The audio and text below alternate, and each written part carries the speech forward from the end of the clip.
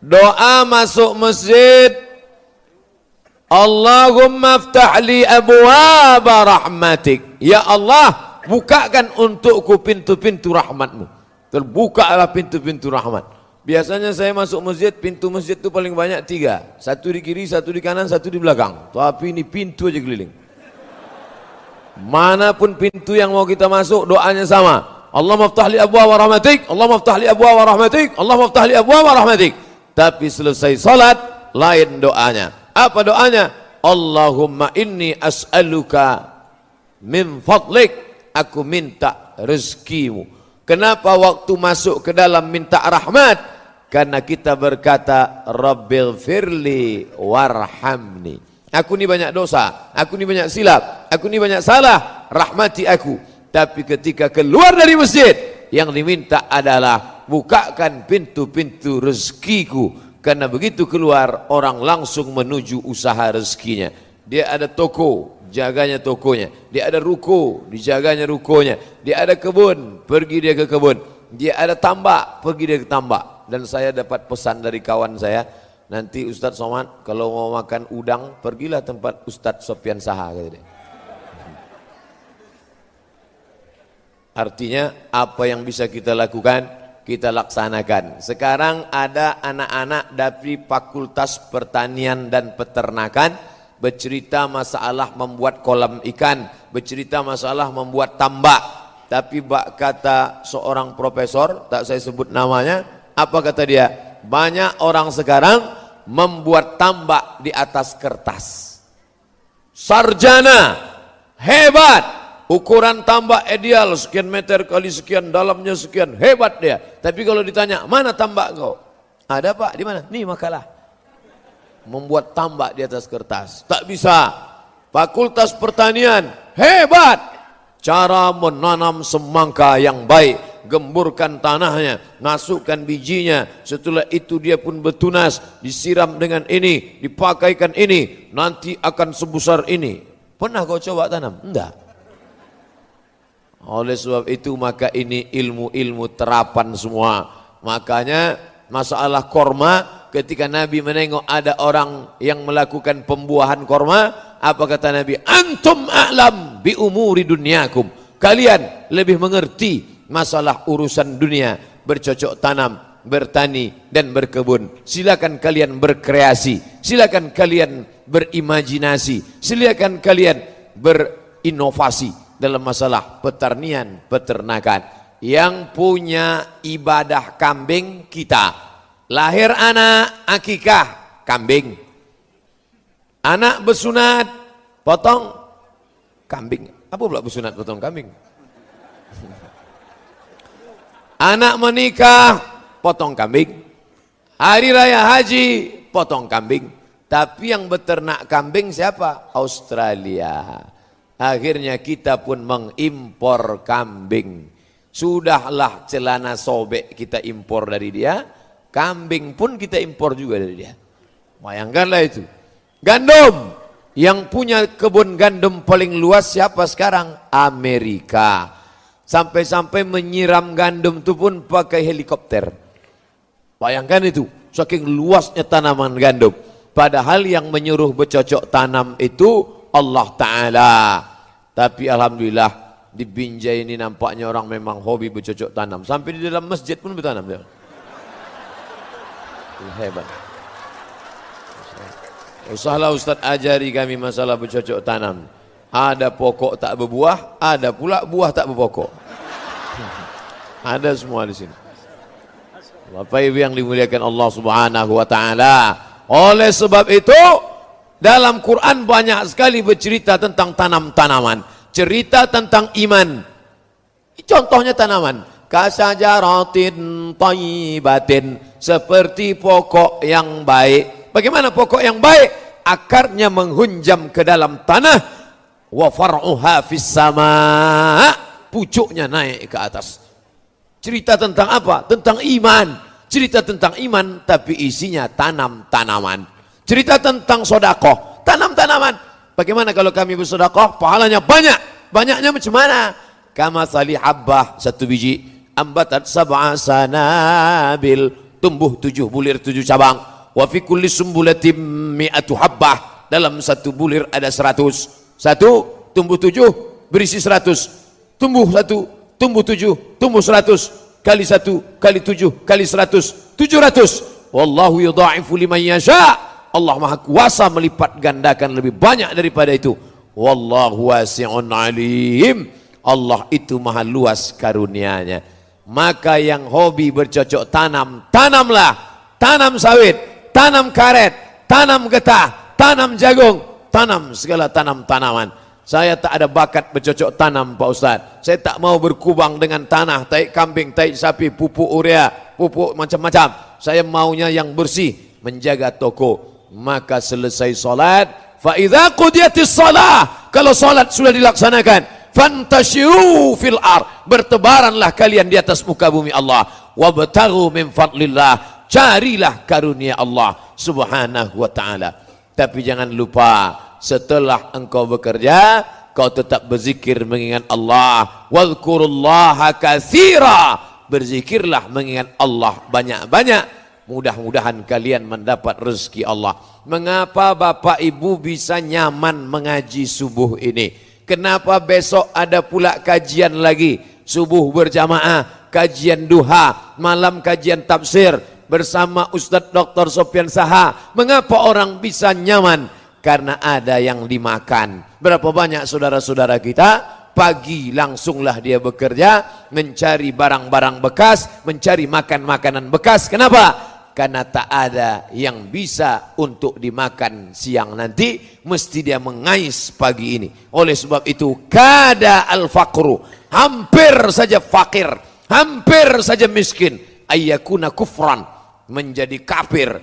Antara fakir dengan kafir tipis, kafir, fakir. Hanya orang-orang fakir sajalah yang imannya bisa dibeli dengan baju bekas, imannya bisa dibeli dengan mie instan, imannya bisa dibeli dengan baleho, imannya bisa dibeli, suaranya pun bisa dibeli. Kita tengok di beberapa daerah di Indonesia, kalau sudah mau pemilu kada, disawernya duit 50.000, habis, selesai. Tapi di Binjai, orang yang ekonominya mapan, kalau ada calon anggota legislatif, calon bupati, calon wali kota, calon gubernur, dia siram 50.000, ambil uangnya, takkan kami coblos orangnya. Tak laku di Binjai. Di Binjai takkan laku duit 50.000. Kenapa? Karena orangnya ekonomi mapan. 500.000 tidak. 5 juta istikharah kami dulu. Bapak Ibu yang dimuliakan Allah Subhanahu wa taala. Oh, gitulah hebatnya ekonomi. Oleh sebab itu, ekonomi ini harus dibangkitkan kembali. Ternyata yang mengundang saya para entrepreneur, usahawan muda. Tadi malam pas sedang makan, tiba-tiba saya lihat ada macam sate. Mau saya tanya, tentu kita malu. Saya tak mau nanya, saya tengok aja. Oh, kalau tanya kan nampak bodoh kita. Apa? Nah, kan tidak pula kita tanya, apa ini? Dia aja. Tengok, oh sate kerang rupanya. Siapa yang punya? Ini usaha kita Pak Ustadz. Jadi kalau selama ini orang bawa bolu, selama ini orang bawa makanan manis-manis, sudah banyak yang kenyak kencing manis, diabetes meletus. Maka kami sediakan, nih kerang, sampai dibawa ke Bandung, ke Jakarta. Berapa lama tahannya? 10 jam. Jadi kalau mau pergi ke Jakarta, ke Bandung, bawalah kerang, sate kerang tadi. 10 jam. Asal nampak delay lewat, makanlah. Kok tidak busuk dia, habis. Nah, ini entrepreneur. Ustadz, kalau kami yang ngundang, insya Allah semuanya halal. Karena kami hanya menempatkan ustadz-ustadz yang kami undang di tempat yang halal. Begitu saya duduk, langsunglah datang sup. Tak juga saya tanya, saya tengok aja. Belendir saya tengok. Ini maulah sup bekicot nampaknya. Dikasih tahu sama yang melayani itu. Ini Pak, ini namanya sup asparagus katanya. Tak pula saya tanya, apa asparagus tuh? Asparagus kata dia, asparagus kata awak kan? Saya makanlah. Gimana rasanya Pak? Susah diungkapkan dengan kata-kata. Macam mingus. Belum deh. Tapi sedap. Mantap. Jagung dicampur sama asparagus. Biasanya yang melayani itu kan perempuan. Awak ustad, pakai peci, pakai koko, pakai sorban, duduk di rumah makan. Yang melayani anak gadis pakai rok pendek. Oh pun tak kusuk makan. Sama. Tapi di hotel tempat saya menginap sekarang, pelayannya laki-laki, cap lonceng semua. Masya Allah.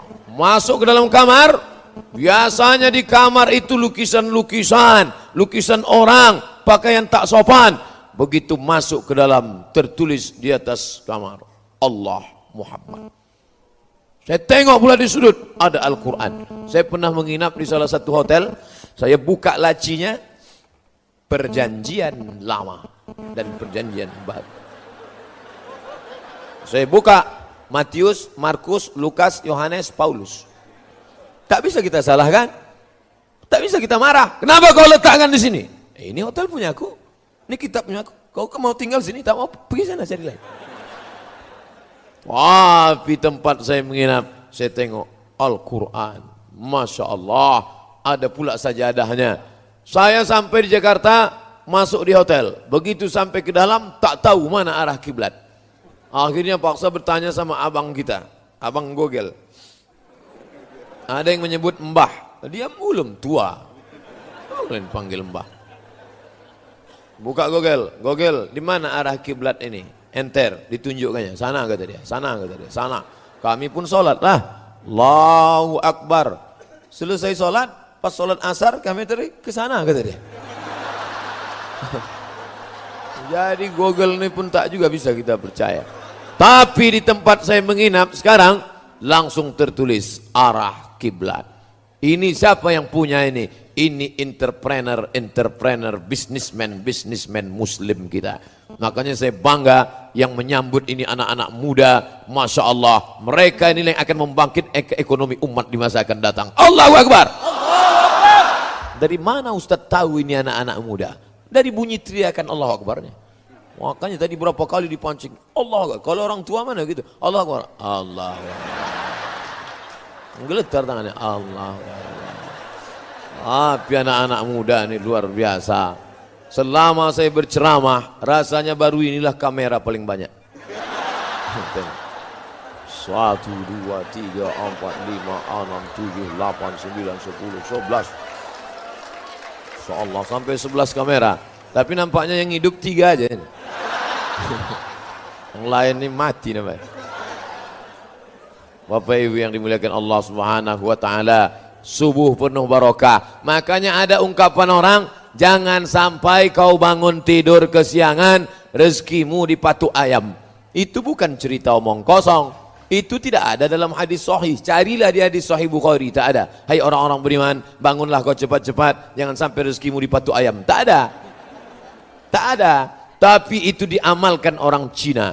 Maka saya menjadi dewan juri tanggal 12 bulan 12 2012. Tanggal cantik. Tanggal 12 bulan 12 2012. Dewan Hakim Musabaqah Tilawatil Quran. Kami pun tinggal di hotel. Dari hotel menuju ke penginapan, warung sudah buka, warung kopi. Belum lagi azan, warung kopi sudah buka. Tapi yang menjaga warung kopi bercelana pendek. Ayah, cincai-cincai lah. Warung orang Islam tutup. Orang Islam bangunnya kapan? Jam 7.30. Jam 7.30 barulah dia bangun, gosoknya mukanya, habis itu dibentangnya sajadah. Habis itu tutupnya gorden, matikan lampu. Usolli fardhu subhi. Raka'ataini lillahi ta'ala. Allahu akbar. Inna salati wa nusuki wa mahyaya. Kata malaikat, ya Allah aku sentil nih, jangan dulu. Jangan dulu. Jam 7.30 kata dia, usolli fardhu subhi. La ilaha illallah. Itu entah di daerah mana lah itu. Tapi di Binjai ini Masya Allah, belum saya sampai sudah ramai menyambut, menarik-narik baju, menarik apa dipegang. Begitulah mereka. Mau dirasakan mereka gemuk apa tidak Ustaz nih? Begitulah mereka.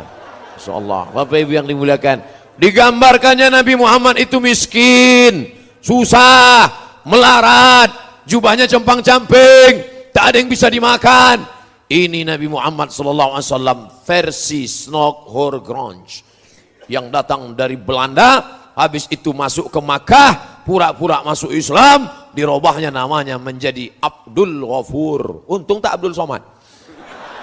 Setelah itu 6 bulan dia di Makkah, dikawaninya orang-orang Islam yang ada di Makkah. Selesai itu dia pun pergi ke Aceh, di obok-oboknya Aceh, di laga-laganya orang Aceh. Setelah hancur, dia pun balik ke Bandung. Dari Bandung balik ke Amsterdam. Snok Murtad Horgronj, neraka jahanam tempat dia.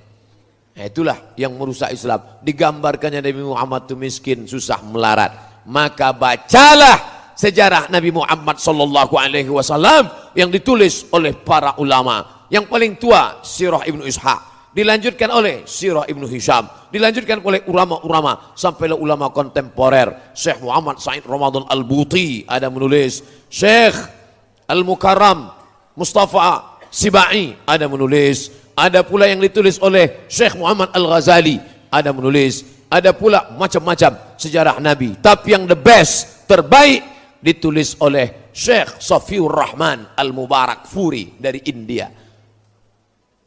Penulis sejarah Nabi terbaik di dunia, pemenang Nobel nomor 1, ditulis oleh Syekh Safiur Rahman Al-Mubarak Furi dari India. Bukan dari Mesir, bukan dari Makkah, bukan dari Madinah, tapi dari India.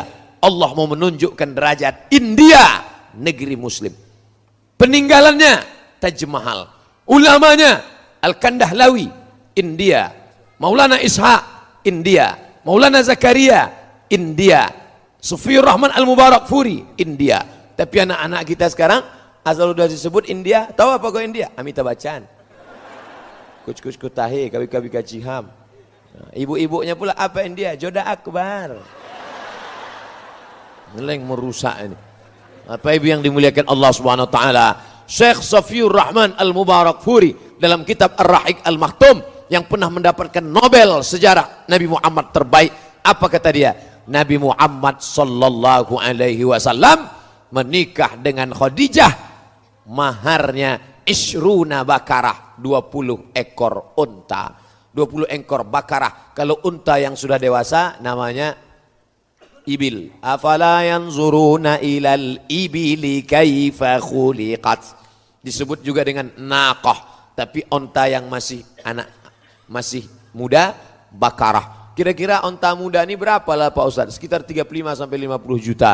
35 juta kali 20 sama dengan 700 juta. Anak muda umur 25 tahun menikah, maharnya 700 juta. Orang kaya apa orang miskin? 700 juta. Tolong angkat tangan yang nikah kemarin maharnya 700 juta. Menyesallah ibu-ibu yang kemarin nikah maharnya seperangkat alat sholat dan kitab suci Al-Quran. Itu masih untung. Ibu-ibu nikahnya dulu seperangkat alat sholat. Seperangkat alat sholat dan kitab suci Al-Quran. Yang anak-anak muda ini sekarang, kupinang kau dengan bismillah. Gaya bolehlah. Wow, pergi tuh kok. Oh, halal tidak. Pak, izinkan aku meminang anakmu. Berapa? Dengan bismillah. Bapak, pigo balik. Bapak Ibu yang dimuliakan Allah Subhanahu wa taala.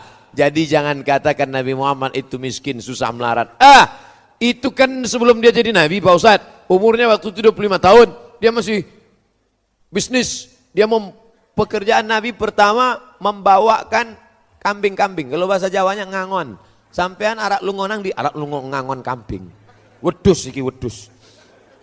Tapi Nabi Muhammad SAW entrepreneur, dia berdagang. Ini barangnya bagus, harganya 25. Ini barangnya kurang bagus, harganya 15. Ini barangnya paling bagus, harganya 35. Dulu kalau ada ustadz berceramah 20 tahun yang lalu, ada ustadz ceramah, Nabi Muhammad tuh orangnya jujur, barangnya bagus 25, barangnya kurang bagus 15, barangnya paling bagus 35. Orang ketawa. Kiki.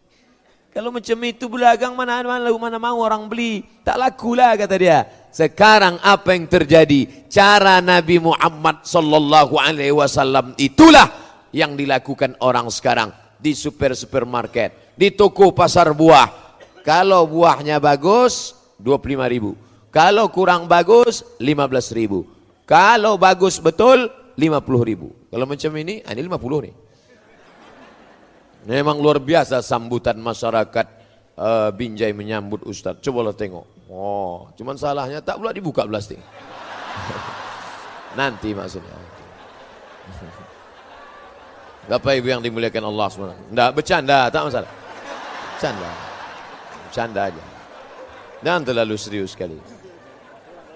Nah, maka yang dilakukan Nabi sallallahu alaihi wasallam itu dilakukan oleh non-muslim sekarang. Orang Islam jual duku, dicampurnya duku bagus sama duku busuk. Akhirnya orang Islam yang membeli, begitu dibelinya ditengoknya dari jauh, duku besar. Duku 10.000, begitu didekatinya setengah kilo. Penipu pembohong. Duku besar, duku mantap, duku manis. Begitu dimasukkannya, duku yang busuk dari belakang hitam. Begitu dibelinya, apa kata dia? Inilah yang pertama dan terakhir ku beli. Ku sumpah kan beli sana lagi. Tapi masuk dia ke toko buah non muslim, ditunjukkan non muslim. Ini buku bagus, ini kurang bagus, yang ini paling bagus. Kalau yang dalam tong ini itu sampah tuh paknya Pak beli. Siapa saja yang memakai ajaran Nabi Muhammad SAW, maka dia akan bahagia. Walaupun dia tak bersunat dan tak mandi wajib. Begitulah janji Allah Subhanahu Wa Taala. Buka kitab fikih Islam Said Sabiq, dalam fikih sunnah Said Sabiq, dalam pembahasan masalah wakaf, sedekah. Orang kafir yang bersedekah langsung dibalas Allah di dunia. Makanya mereka rajin bersedekah. Dicarinya panti asuhan bersedekah. Kenapa? Kau kenapa rajin bersedekah? Hanya hoki lah. Setelah bersedekah rezeki saya makin lancar. Ustaz, ya kenapa orang kafir kalau bersedekah di dunia ini langsung dibalas Allah cash? Allah balas di dunia langsung cash, supaya di akhirat tinggal masuk neraka. Begitulah. Kejam sekali Ustaz ini. Kasihanlah dia Pak Ustaz. Kalau engkau kasihan menengok dia, orangnya sudah baik, banyak anak yatim ditolongnya, banyak panti jompo, panti asuhan dibantunya, kasihan nengok dia. Maka panggil dia, hai saudaraku, ya, maukah engkau kuselamatkan dari neraka jahanam? Mau. Bagaimana caranya? Kau sebutkan passwordnya. Asyhadu an la ilaha illallah wa asyhadu anna Muhammadan Rasulullah. Masalah gunting pita, jangan kau takut. Tak sakit.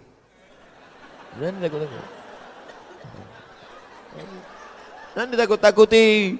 Ini ustadz ini berceramah menggelegar mimbar. Ada yang mau masuk Islam, parkirnya mobilnya di parkir, dibukanya kaca kecil-kecil, dia mau dengar ceramah ustadz. Ustadz pula menggelegar di atas mimbar. Yang pertama kali berkhitan Nabi Ibrahim umur 80 tahun. Disunat pakai kampak. Dengar kampak takutlah dia. Coba kalau yang ceramah itu Ustadz Sofyan Saha, suaranya lembut, tenang. Ustadz kok tahu? Saya mendengar ceramah beliau di masjid terbaik 2015 Rokan Hulu, Masjid Islamic Center Pasir Pangarayan. Beliau yang ceramah. Saya tengok gayanya tenang. Rupanya kalau kita dokter tuh tenang berceramah. Gitu. Ini kenapa tak tentu arah LCMA? Lagi cemas menghadapi anak-anak muda. Wow. Bapak Ibu yang dimuliakan Allah Subhanahu Wa Taala, ini dia tulisannya, sedekah barang. Coba tengok. Oh, nampak? Sedekah barang, berbagi harta, berbagi cinta. Kenapa mereka bisa berbagi harta? Karena mereka punya harta yang terbaik. Ya Rasulullah, ya ummi matat, emakku mati. Afa atasadaqu anha? Kalau emakku mati meninggal dunia, boleh aku bersedekah? Kalau aku bersedekah pahalanya sampai apa tidak? Tasaddaq, bersedekahlah engkau. Apa sedekah yang paling afdal ya Rasulullah? Saqyul ma', memberi air minum. Sedekah yang paling afdal memberi air minum. Makanya dikasih air minum sampai 3 botol. Dan sedekah yang sudah dikasih tak boleh ditolak. Maka kita terima. Bismillahirrahmanirrahim.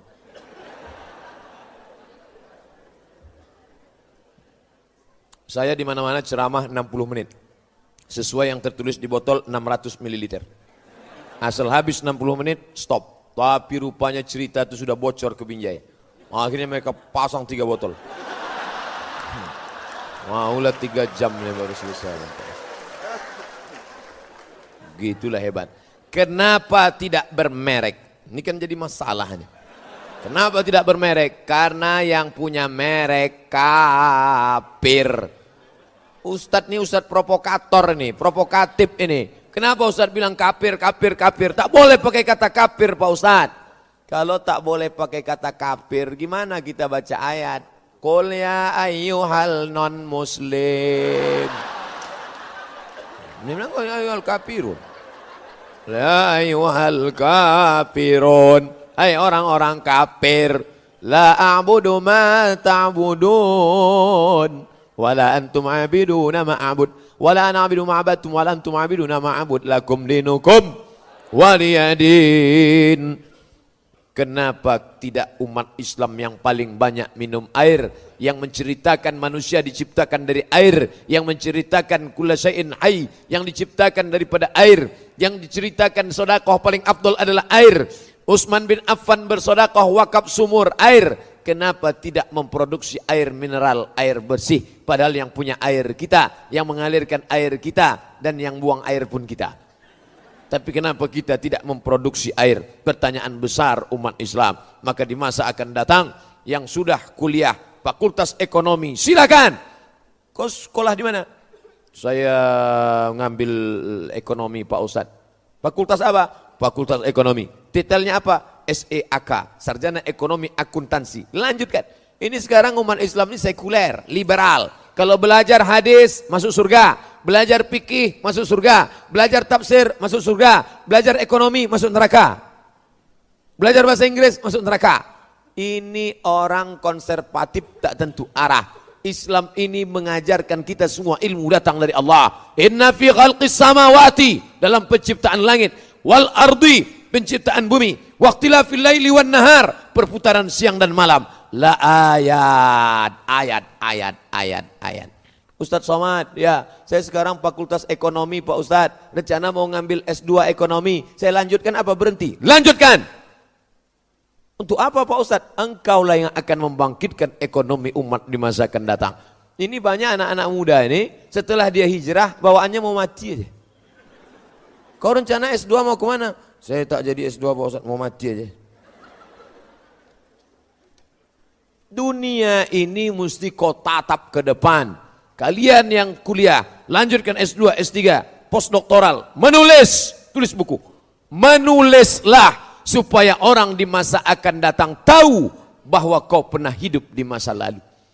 Imam Syafi'i kita tak tahu anaknya berapa, nama bininya siapa, rumahnya di mana, tak tahu kita.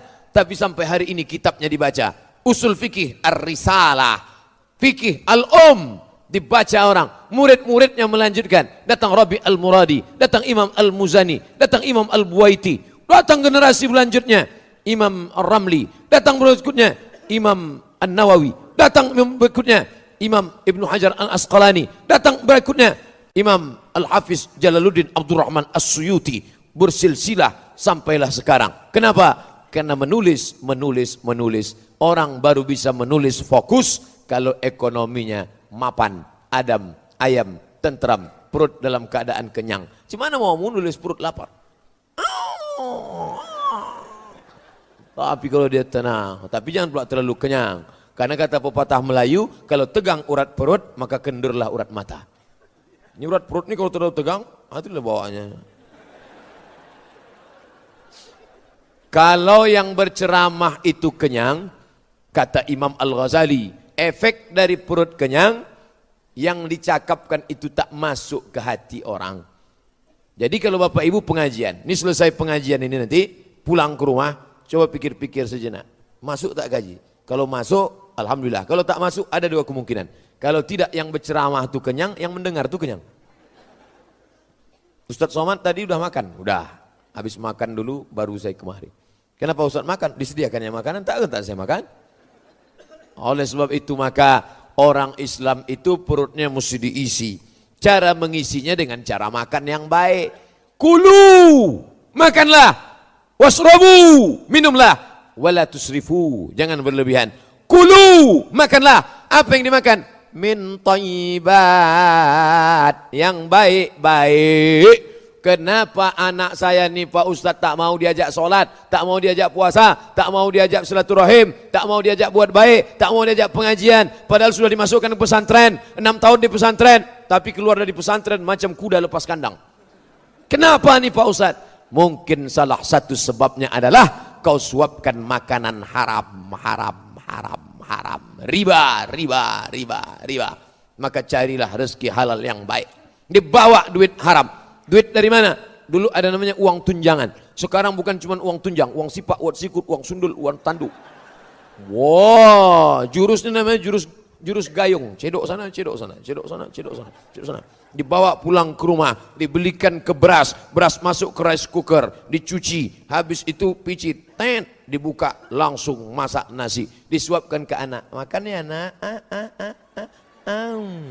Allahumma barik lana fima razaqtana wa qina azabannar. Rupanya yang dimakan tadi haram.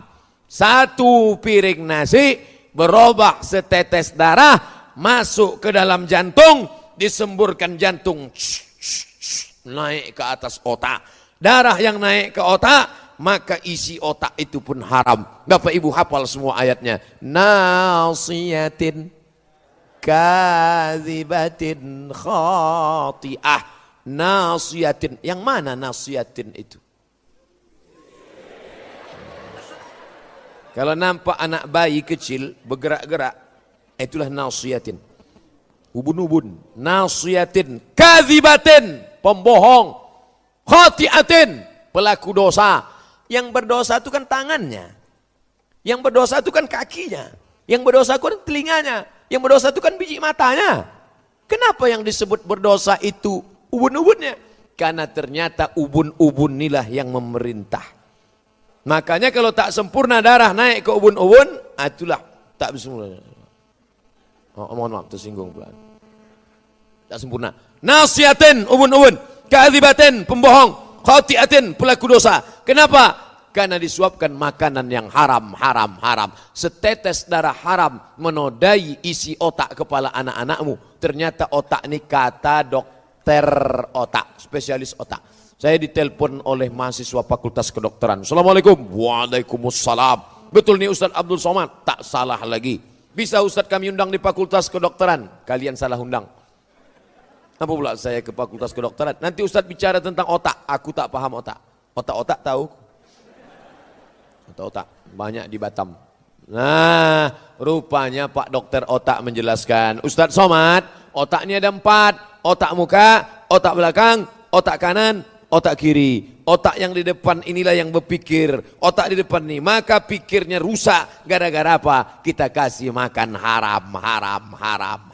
Ustadz jangan ragu makan bolu ini, karena bolu ini tak pakai tuak, bolu ini tak pakai khamar, bolu ini tak pakai pengawet. Ustadz makan, maka makan saya bolu.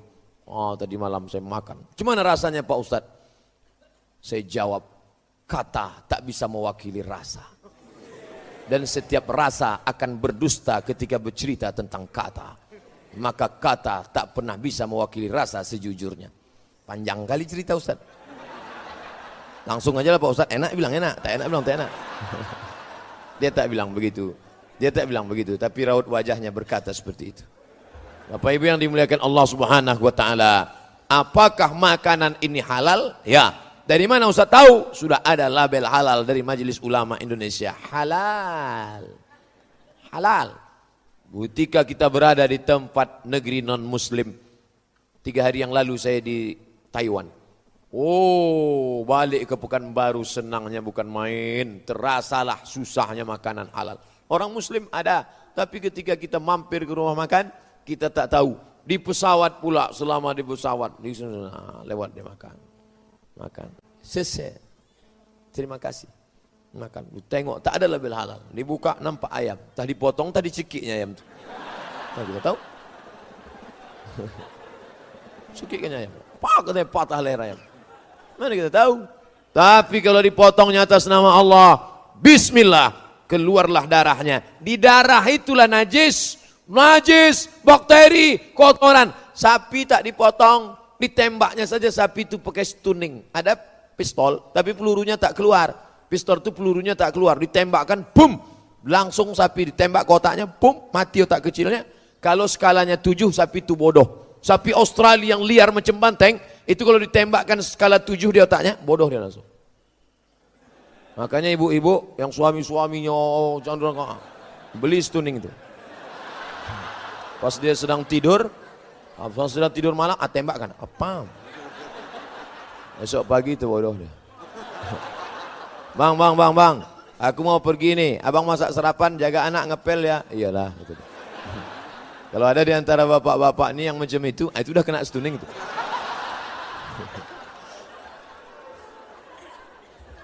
Tapi kalau skalanya dinaikkan 8, 9, 10, sekali tembak, pup, mati. Mati sapi, darahnya tak keluar. Darah bercampur dengan daging, itulah dia bergumpal biru-biru. Akhirnya dipotong daging. Tadi pakai mesin pula, dipotong, dikerat. Lalu kemudian diletakkan di atas api. Tak masak. Masukkan ke roti. Kasihnya saus. Makan, wow, barbecue. Begitu selesai dimakan, mata berkunang-kunang, kena penyakit apa namanya? Mad cow. Mad sakit, ko sapi, mad cow sapi gilo. Oleh sebab itu datanglah ajaran Islam mengajarkan. Bagaimana caranya? Disembelih bismillah, Allahu Akbar. Pisaunya ditarik dari bawah. Ini pisau, tarik dari bawah. Bismillah. Kenapa tak dari atas ke bawah? Kalau dari atas menyembur darahnya ke atas. Ustadz pernah motong? Enggak. Tahu dari mana? Kata orang gitu. Saya golok ada di rumah. Ustadz, belilah golok ini. Berapa harganya? 500.000 untuk persiapan hari raya kurban. Oke, ada saya beli. Begitu dah saya potong, menengok wajah sapi itu, tak sampai hati saya. Saya ini walaupun ceramah keras, tapi hati saya lembut. Menengok sapi itu tak sampai hati saya. Gimana Pak Ustadz? Ustadz yang potong. Kalian lah yang potong. Kalian yang potong. Tapi kalau udah masak, tak pula sampai hati kita meninggalkannya kan? Itu pula dia. Bapak Ibu yang dimuliakan Allah Subhanahu wa taala. Suatu ketika datanglah orang menelpon saya. Assalamualaikum. Waalaikumsalam. Suaranya tersengal-sengal seperti orang habis berlari. Assalamualaikum Pak Ustaz. Assalamualaikum Pak Ustaz. Waalaikumsalam. Ini ada kambing ditabrak mobil Pak Ustaz. Terus gimana? Mau kami sembelih? Boleh Pak Ustaz. Langsung sembelih. Takutnya mati nanti. Yalah. Disembelih. Selesai sembelih. Mati kayak. Lupa saya nanya. Kambing siapa? Cara motongnya sudah benar. Cuma punya siapa? Ini halal, jambu ini halal, anggur korma ini halal, jeruk ini halal. Tapi apakah punya siapa? Ini banyak orang sekarang tak tahu jelas punya siapa. Punya siapa? Asal sudah diletakkan di meja, punya ustadz lah itu dah. Tak perlu pula pakai penyerahan aku serahkan ini satu tunai, tak perlu. Urf, itulah berlaku urf. Asal sudah kami letakkan, tak perlu tanya-tanya lagi. Bapak Ibu yang dimuliakan Allah Subhanahu wa taala, maka kita jaga ini, jaga makananmu. Kau jaga makananmu, takun mujabud da'wah. Kau jaga makananmu, doamu akan makbul. Makanan yang halal mempengaruhi doa. Allahumma hadina fi man hadait. Amin. Wa'afina fi man afait. Amin. Kata Nabi SAW, rajulun, ada orang, as'as, rambutnya kusut, aghbar, berdebu. Kenapa rambutnya kusut dan berdebu? Tak mandi-mandi. Kenapa dia tak mandi? Takut kalau dia mandi rambutnya gugur, bayar dam. Dia sedang dalam keadaan ihram, musafir, perjalanan panjang. Ya muddu yadayhi ila sama', diangkatnya tangannya ke langit. Ya Rab, ya Rab, ya Allah, ya Allah. Tapi doanya tak dikabulkan Allah. Kenapa? Mat'amuhu haram, makanannya haram. Masrabuhu haram, minumannya haram. Kalau gitu tak usah belikan makanan, tak usah belikan minuman, lalu belikan pakaian, belikan jilbab. Malbasuhu haram, pakaiannya haram. Wa ghudhiya bil haram, disuapkan makanan haram. Makanya saya kalau diundang oleh lembaga-lembaga riba, koperasi riba, kerjasama riba, bank riba, diundangnya saya, Ustaz ceramah, saya tak bisa datang, tolonglah Pak Ustaz, saya tak bisa datang, tolonglah Pak Ustaz. Lama-lama capek saya, yalah aku datang. Dikasihnya air minum, tak saya minum, riba, gimana saya minum? Ustaz tak minum? Tidak. Dikasihnya kue, tak saya makan. Dikasihnya duit, saya bawa. Duit itu saya kumpul banyak-banyak. Ini dari koperasi riba, ini dari bank riba, ini dari kumpul banyak. Pas mau puasa, saya bagikan ke fakir miskin. Sikit-sikit pula kecil, bagi-bagikan aja lah. Tapi kalau banyak, itu tak susah. Ini Pak Ustaz banyak, ini tak riba Pak Ustaz. Ulama tak sepakat dalam masalah. Ada beberapa mazhab ini. Ada Hanafi, ada Maliki, ada Syafi'i, ada Hambali. Bapak Ibu yang dimuliakan Allah Subhanahu wa taala. Nah, kalau sudah duit banyak, barulah cerita pembangunan masjid yang indah, Masya Allah. Itulah gunanya pakai kubah. Ini kubah namanya, kubbahtun, kubah. Kenapa pakai kubah? Karena arsitektur melengkung, kan melengkung kubah nih. Kalau melengkung tak perlu ada tiang di tengah. Kan tak ada tiang tengah kan? Tak ada. Kenapa? Karena atapnya melengkung. Kalau tak ada tiang di tengah, sop tak putus. Maka sop tak putus. Mantap. Saya pun ceramah tak terhalang. Kalau ada tiang-tiang di tengah itu, yang pertama banyak orang bersandar. Yang kedua, mata kita tak jelas menengok jamaah. Yang ketiga, ayat-ayat itu tak sampai ke telinga jamaah, tersangkut di tiang-tiang itu. Tapi siapa yang membangun masjid nih? Siapa yang mewakafkan tanahnya? Siapa yang mewakafkan batu, semen, kosen? Siapa yang mewakafkan? Ini orang-orang kaya, luar biasa, wakaf. Ada pula gambar saya di belakang. Wakaf, luar biasa. Oleh sebab itu, man bana masjidan, siapa yang membangun masjid, banallah mislahu baitan fil jannah, dibangunkan Allah untuknya satu istana di dalam surga. Dari mulai tadi malam, kabarnya tadi malam saya dapat SMS, Ustadz ini ada foto WA, WhatsApp. Dari mana?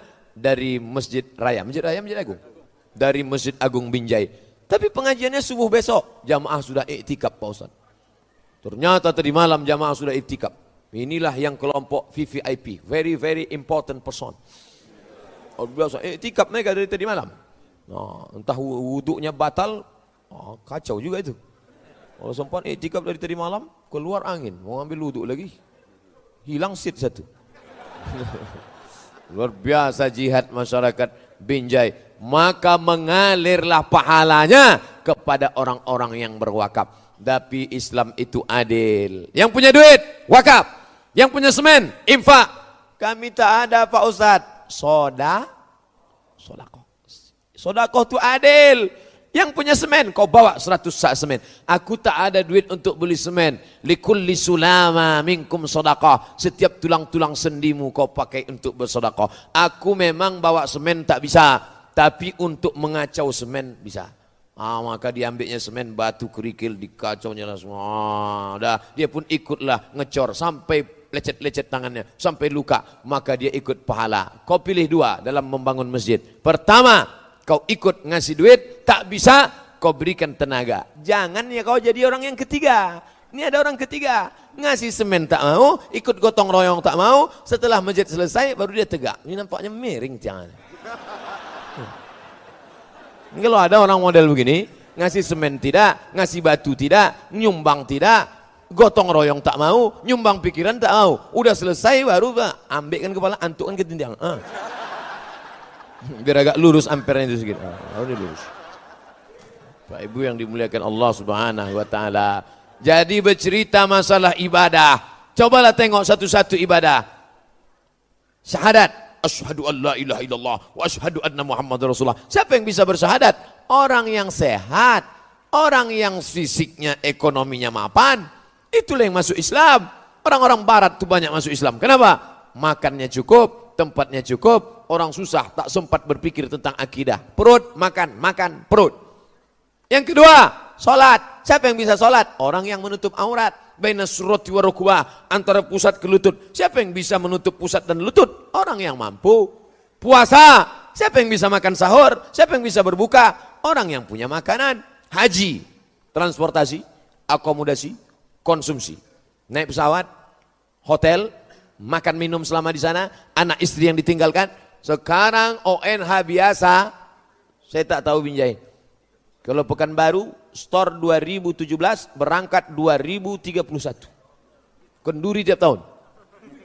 Tiap tahun kenduri. Besok datang ke rumah ya, apa kenduri haji. Kapan Bapak berangkat? 2031. Lama lagi itu Pak, biar cepat kita dorong dengan doanya. Begitu 2030 datang malaikat maut. Mati. Yang mau cepat siapa? Duit lagi. Kau kapan berangkat? Tahun depan. Store kapan? Tahun ini. Oh, kok cepat sekali? ONH fulus. Berapa dia? $1.000. $1 1.300 kali 1.000 130 juta. Bisa dia berangkat. Orang yang hatinya bersih, menengok kawan rezeki lancar, ikut senang. Mau kemana bro? Mau pergi haji. Senang store ONH ya? Iya. Berangkat haji? Iya. Siapa yang berangkat? Aku. Binimu ikut? Tidak. Alhamdulillah. Kalau sempat disebutnya aku berangkat, biniku berangkat, anakku berangkat, mertuaku berangkat, naik pesawat, NH+. Mati kontan. Busuk hati. Makanya makan bersih, hati bersih, muka sudah bersih, tangan sudah bersih, mata sudah bersih, tapi hati belum bersih, maka pengaruh makanan luar biasa. Makanya tak boleh makan babi. Kenapa tak boleh makan babi? Karena makanan berpengaruh pada perbuatan. Kalau bapak ibu tengok ada orang yang seruduk aja, wah itu babi makannya. Memang tidak daging itu dimakannya, tapi paling tidak makanan-makanan olahan-olahan. Roti pakai kuas, kuasnya apa? Bulu babi. Kenapa pakai kuas bulu babi? Karena lembut, gurih. Nah, nanti kuas-kuas roti yang di rumah, coba cabut, bakar pakai lilin. Kalau terasa macam bau rambut dibakar, itu bulu babi. Semuanya. Merokok, pakai filter. Filternya apa? Hemoglobin, darah merah babi. Makanya ketika muncul isu hemoglobin filter dari darah merah babi, yang pertama unjuk rasa di Amerika adalah Zeus. Siapa itu? Yahudi. Orang Yahudi tak makan babi. Yahudi tidak makan babi. Haram bagi mereka babi. Maka mereka unjuk rasa. Kami tidak mau kalau filter rokok diambil dari hemoglobin darah merah babi. Karena kami tak mau makan babi tak langsung. Orang Islam tak ada unjuk rasa. Santai aja. Mau babi-babi lah.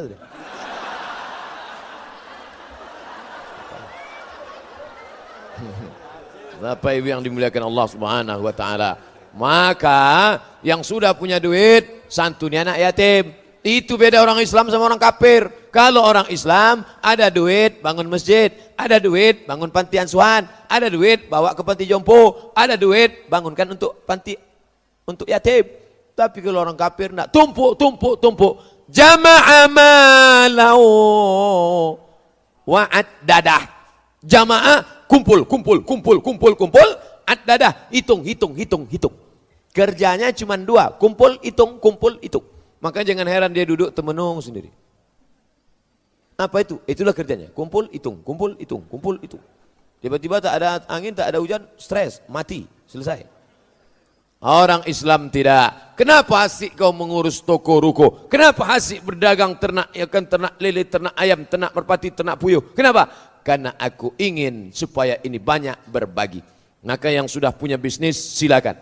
Kamu banyak kebun sawitmu? Tak banyak Pak Ustaz. Berapa hektar? Malu saya nyebutnya sama Ustaz. Sebutlah. Ya sejauh mata mandang lah Pak Ustaz.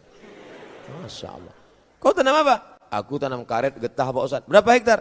Tak banyak Pak Ustaz. Sebutlah sama Ustaz apa salahnya? Ya cukuplah untuk 70 keturunan Pak Ustaz. Mantap. Inilah yang akan selamat di masa akan datang. Membangun masjid, gotong royong, hatinya tenang, sholatnya khusyuk, membantu orang susah. Balik dari pengajian ini, cari MDA nanti sore. Habis sholat zuhur, pergi ke MDA. Assalamualaikum Pak Kepala MDA. Ya, berapa guru yang belum digaji? Berapa anak yatim yang belum bayar uang sekolah? Berapa pakaian yang compang-camping? Nih, tunjukkan daftarnya. Ini daftarnya. Nih. Bapak mau bantu? Enggak, mau nengok aja. Kau bantulah. Itulah yang akan menolong engkau di hadapan Allah Subhanahu wa taala.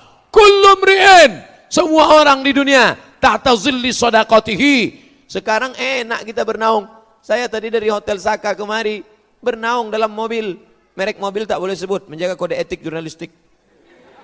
Sampai di sini bernaung pula di atap masjid. Kubah, kokoh, hebat, mewah, lampunya cantik. Sayang tak menyala. Keluar dari sini, masuk lagi nanti ke tempat jamaah, Pokoknya ada tempat bernaung, tapi nanti di sana tak ada tempat bernaung. Jangankan atap masjid, jangankan atap hotel. Wa takunul jibalu kal ihnil mau, bulu kambing yang dihembus angin. Gunung Singgalang, Gunung Bromo, Gunung Kidul, Gunung Sinabung, macam bulu kambing yang dihembus angin, tak bermakna. Yang kaya-kaya, yang menyimpan emas, yang tabungan emas, macam bulu kambing dihembus angin, tak bermakna. Lalu tempat kita bernaung di mana? Tempat bernaung adalah sedekah. Sedekah. Yang dulu menginfakkan, mewakafkan kubah. Berapa dia dulu wakaf kubah? Berapa kau wakafkan kubah itu dulu? 500 juta. Maka tempat dia pun akan di bawah naungan. Macam inilah besarnya. Kau berapa dulu? 50 juta flyover. Kau dulu berapa? 5 juta. Itu plafon lah. Plafon. Kau berapa? 500 ribu triplek. Kau berapa? 5 ribu koran. Tak lihat. Datang angin. Anginnya habislah. Sedekah 5 ribu perak mau masuk surga. Wa adkhilnal jannata ma'al abrar. Ya Aziz ya Ghaffar. Ya Arhamar Rahimin. Masukkan kami dalam surgamu ya Allah. 5 ribu perak. Kata malaikat, apa nih Allah? Kata Allah, biarkan aja dulu. Mungkin habis selesai mendengar ceramah ini terbuka pintu hati.